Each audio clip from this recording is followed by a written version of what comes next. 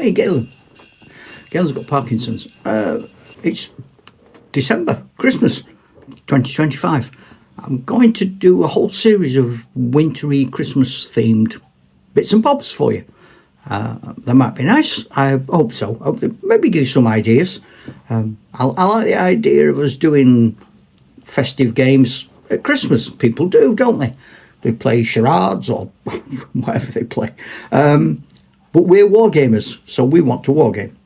And I've come up with a list of 10 actual historical events and battles, wargames, that could easily be adapted for any size of wargame using any period. Although the battles in question are from specific times, that doesn't matter, because it's the scenario, the problem solving, the tactics, the strategies that we can apply to whatever period we like, from fantasy and sci-fi down to ancient Greece.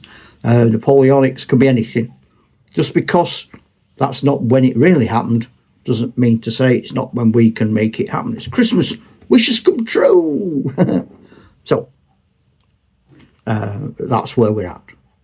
They're not in any order. It's not like the first one is the worst and I'm going to get Top of the Pops, da, da, da, da, da, da, da, da, and Legs and Co are going to come on and dance. It's just 10. So the first one is the Battle of Trenton in the American War of Independence. It's 1776 and it takes place over Christmas Day and the 26th of December, or for us Brits, Boxing Day. Washington's army are pretty much defeated in the eyes of the British, and as winter draws on, the British stop to make winter camp, assuming that the colonial army will dissipate through lack of resources and will over the winter, which it very nearly does. It's a close run thing. But Washington gathers together 2,500 men, perhaps a bit fewer. He puts them in small boats. He crosses the frozen Delaware River and he creeps slowly and quietly towards the British camp, which is a camp of Hessians, Germans.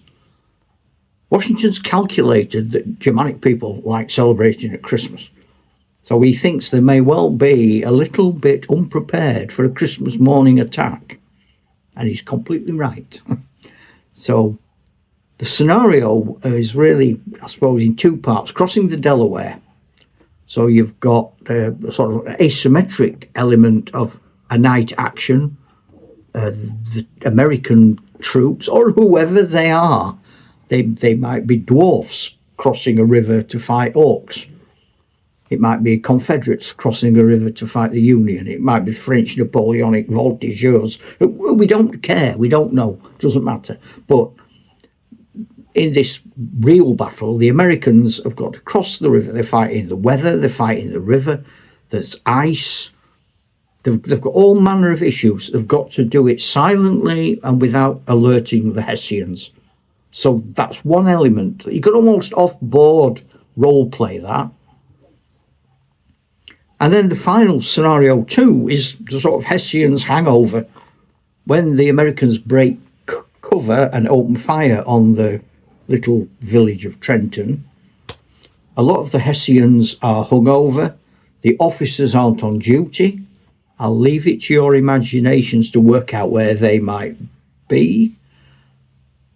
Pickets are dozy. Nobody's alert. You've got the fog of war. The Hessians are, on paper, better trained, better equipped. They're in the defensive positions, but the Americans are enthusiastic. They're cold and hungry. They're driven by desire and need. They've got a very good commander. They can write all that then into your scenario. The second game, number 2 on our list, is, interestingly, because it doesn't sound like it would make for much of a game, but I've included it because I think it introduces something that I'm hoping a lot of you, if not now in the future, are gamers of, and think, well, he never talks about me. He only ever talks about history. And this is the Christmas truce on the Western Front in 1914. So 24th, 25th of December, German troops singing Silent Night, British troops singing Silent Night. Everyone says hello, swaps chocolate, has a game of football, goes back, blows each other to bits. But what if we look at the elements of that as potential games? So the first thing that sprung to my mind was, in No Man's Land they play football. Well, what if, instead of playing football, those of you who play games like Blood Bowl or Guild Ball have a game of that between opposing armies that represent your teams? That would be part of it, wouldn't it? Also, another idea I had, which might appeal to some, might not. You probably need more than one player aside, but you could get away with one player aside. So basically, you make up a number of bits of paper. You can just tear up some paper. You don't have to have anything fancy. And you write on 3 options. And the options are aggressive, peaceful, neutral. And you, if there are 4 players, you probably would do 2 of each or 3 of each, but you need more options than there are players. You don't want a situation where there are 4 players, so there are 4 cards, you know they've all come out. You need to have a potential where, if it was me, if there are 4 players, I'd have 5 of each option. So in theory, all of you could have the same objective. You're not allowed to tell each other what the objectives are. So if you get neutral, you are basically a lieutenant in the respective army you've been allocated with a small number of men, and you actually don't care what happens. You're just going to follow orders. So if there's a battle, you're going to fight in it. If there's a peace treaty, a truce, you're going to take part in it. You're not going to make any decision about it. If you are left a peaceful person, you want the truce, and you will do everything in your power to get the truce. So you probably maybe a senior lieutenant, or let's say a captain, and you want the truce. So you're prepared to go out of the trench and meet the opposition, but who's to say the opposition leader might be aggressive and he might be all ready to blow your brain off, but you don't know. And then the third option, the aggressive option, is you want there to be a fight. You do not want there to be a truce. If there's a truce, you've lost. You could call in off-board artillery. You could send out a patrol into no man's land, throw in Mills bombs or potato mashers. There's all sorts of things you could do. I'll leave it up to your imagination as to how you might work it out. Have a chat with your mates and see what you think, because that's part of Christmas, isn't it, as well? If you're going to go out to the pub and have a drink, you might as well talk about something interesting. You might as well talk about having a war game. What else are you going to do? Talk about girls, Strictly Come Dancing? Nah, don't think so. Come on. The third one are the Christmas battles in Latvia in 1916. Now, I don't know very much about this as a period personally, only what I've read recently. But the battles take place between the 23rd and the 29th of December 1916. Fits nicely into our period. And it is Latvian troops, then part of the Russian Empire, fighting German troops in frozen forests and fields. It's very snowy and it's bitterly cold. So for me, I would write those weather rules in as potential random events. The actual scenario is a sort of grim frontal attack by the Latvian rifles. They are going to struggle with visibility, snowdrifts, wire. The Defender has got strong earthworks, but poor lateral communication. So you can reflect that by them trying to call in support or reinforcements, or inform somebody else that something's happening. This is the first one, number 4, that I actually play. This is the Battle of the Bulge, Siege of Bastogne. 1944, 20th to the 26th of December. Bastogne's in Belgium. The American 101st are trying to hold the town because it's a vital crossroads. The German armour has to get through. I think there are 2 areas to this scenario, personally. The first one I like to call nuts. And if you know anything about Bastogne and American paratrooper history, you know exactly what I'm saying, so I'll not tell you anymore. Supply drops land at random. They might land yards away from where you want them to. They might not even land on the board. I've been making mine out of tissue paper and holding them up by the ceiling and letting them go. And wherever they land, like snowflakes, that's where they are. So very few of them actually land where you want them to. So you've got shifting supply lines, you've got ad hoc units. And then scenario 2 is, let's call it a Christmas convoy. I like to play this on a long battlefield, long and narrow. So it's a long road, pine forests, a long way from there to over there. And this is Patton trying to break through with his supplies and with the armour. The road needs to be long. There's not a lot of action going to happen peripheral. It's going to be straight down the road. Oh, I mean, you could have a board that's a foot wide and 20 foot long. Don't know where you'd get one of them from. I don't know what shape your house is. You and your mates all on your hands and knees in the corridor while your wife's coming through. What are you doing down there? We're just moving these Shermans. Have got to go up the stairs in a minute. We've run out of road. This is another interesting one that I suppose I could adapt if we're talking about adaptation. This is actually the Battle of Ortona, which is, they call it the Italian Stalingrad, which is 1943. So the Canadian forces are fighting German paratroopers in a brutal house-to-house fighting. Its little coastal town has been shattered. The Canadians actually paused famously for a makeshift Christmas dinner, which I think you could add in, couldn't you? You could have a random character who gets bonus points if somehow in the rubble he manages to find everything he needs and a safe place to do it, to have a little Christmas dinner for lads. One thing I did like, and again, it's not something I've ever done. 60 years of wargaming, I've never done it. And they called it mouse holing. And so to save the Canadians having to leave the buildings and run across open streets under fire, they dug tunnels between the buildings. So they could travel from building to building and the Germans wouldn't see them. And I was thinking, you could use that in a lot of games.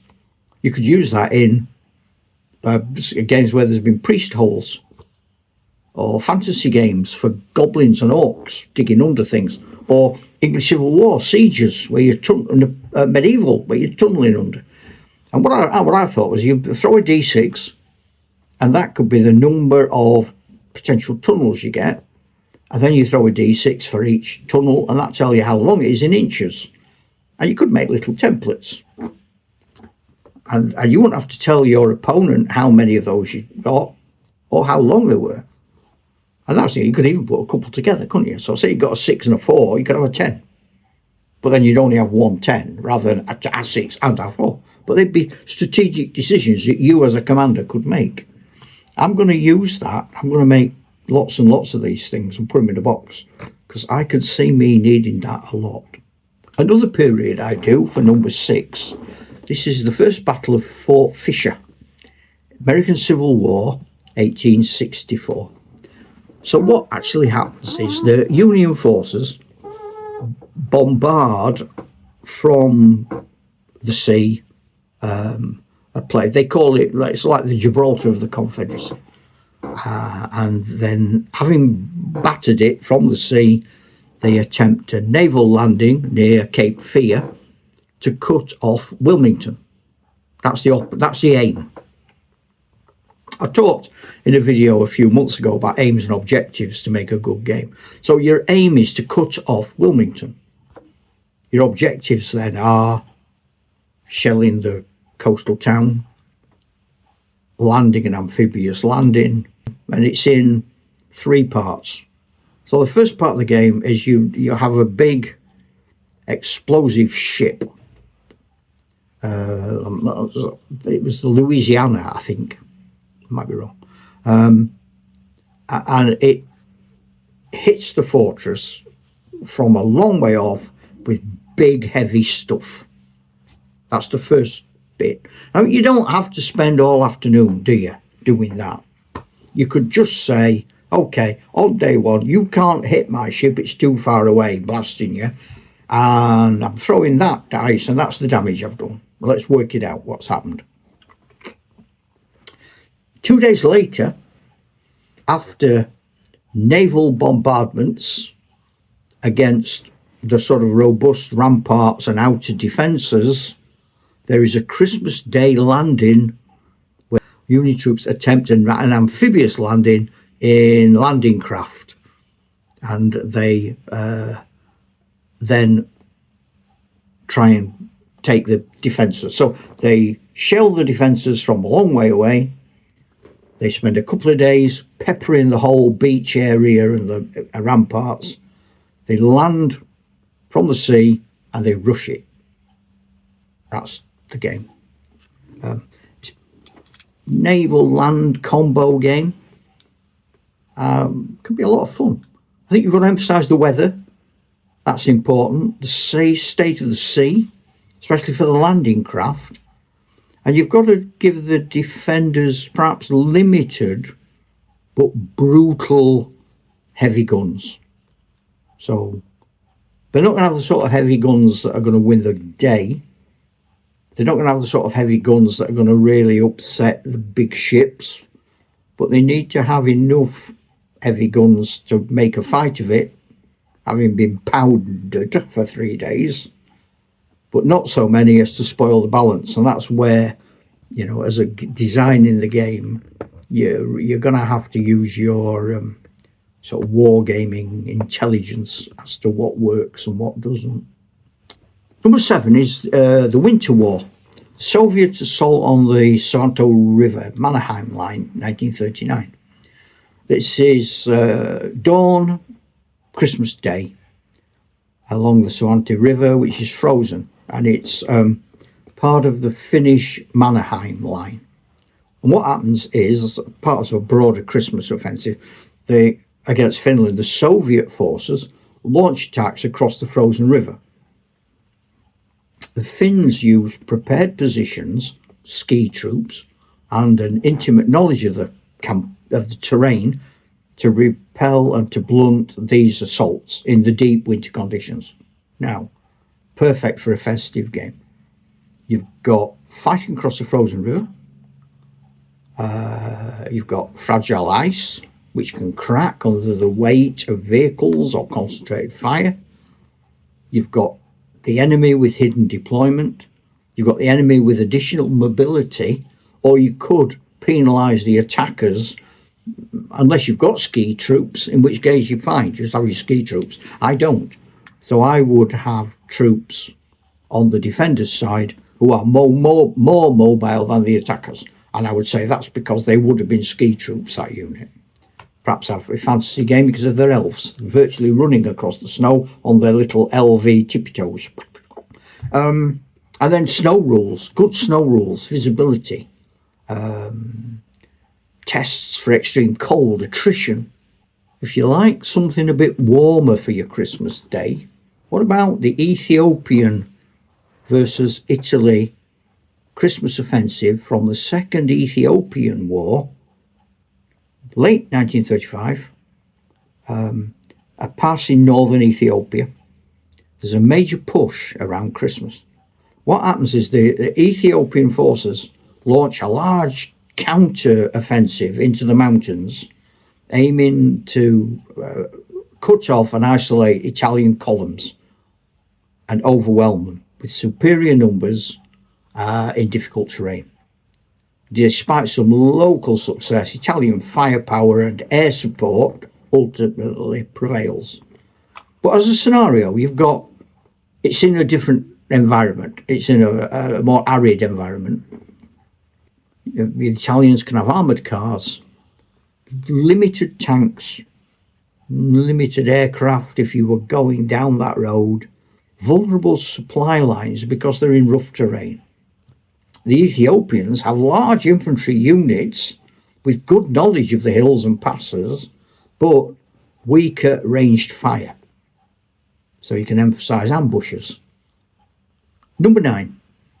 I'm going to call this the frozen breakout. So this is the Korean War, 1950. 27th of November to the 24th of December. And it culminates in a Christmas Eve evacuation. So that's a sort of nice, to get to this point you can evacuate. So United Nations forces, mainly American Marines and Army, are encircled by a much larger group of Chinese forces. The conditions are Arctic. They're fighting a retreat all the way back to the port, where a huge sea lift to evacuate them and civilians is expected. And it's going to finish on the 24th of December. So in the scenario, home by Christmas, let's call it, the convoys have got to try to keep the road open. The perimeter, the defence, where the engineers are trying to keep the port functional. You've got cold, you've got relatively modern rules, maybe even a bit of a board game type treatment going on. Well, I think it could be interesting. I like the idea of a deadline and say, okay, we're playing 27th of November right through to the 24th. It's not nearly a month. Let's say 30 days of stuff happening. Let's have a little bit when this particular convoy has to get there to the end of the board in 12 moves. Otherwise, they miss the evac. Vietnam War, 1972. So that's the 18th to the 29th of December, primarily over Hanoi. US mounted a massive B-52 tactical air campaign against North Vietnamese, trying to pressure them back to peace talks. The American player has to choreograph his waves of B-52s on missions with fighter escorts against dense targets which are protected by MiGs. The North Vietnamese player is managing limited surface-to-air missile stocks. He's got limited radar, which you could maybe throw a D6. That's what you've got. I cede that that's probably one that it might be hard to do if you're not an air gamer. I've got a lot of World War One aircraft. I bet I could do a sort of version of it. I might do it just to prove myself wrong. All right. And I know we've got a lot of spaceships and space games. Could you do it with spacecraft? There's a thought. I hope I've left you with some stuff to think about. The point today was to look at genuine, actual historical events to see if they sparked your imagination. I hope they have. I hope this is a great start to a great, great Christmas. I really do. Try, Chuck.